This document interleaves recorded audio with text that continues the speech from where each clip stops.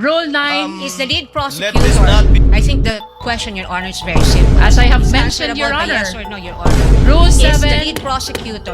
Rule 9. Is the lead Let prosecutor. this not be. Sa makatwid.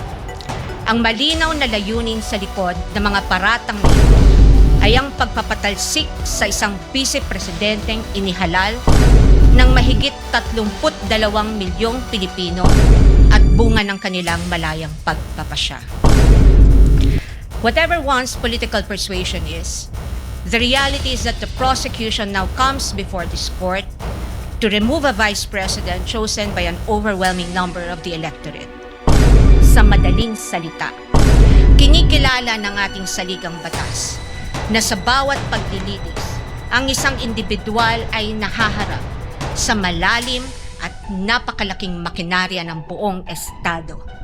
At ang tanging sandigan lamang niya laban sa anumang pang-aabuso ng kapangyarihan ay ang kanyang mga batayang karapatan sa ilalim ng ating konstitusyon.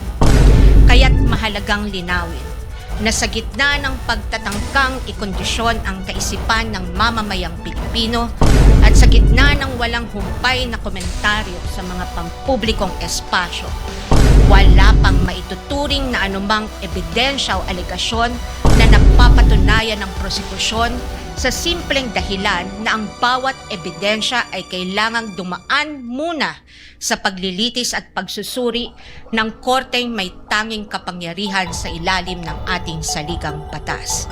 Higit sa lahat, ang anumang paglilitis ay kailangang naayon sa itinatakda ng ating batas at konstitusyon at hindi lamang sa kagustuhan ng iilang may hawak ng kapangyarihan.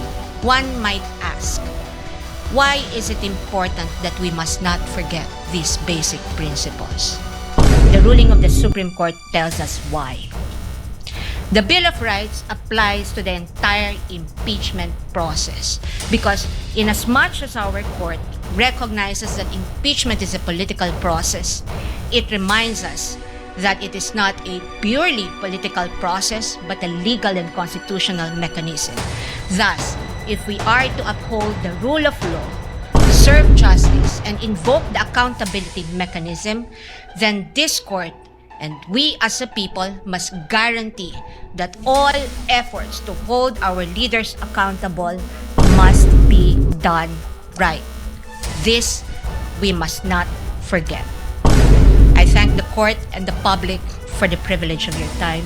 May God bless you.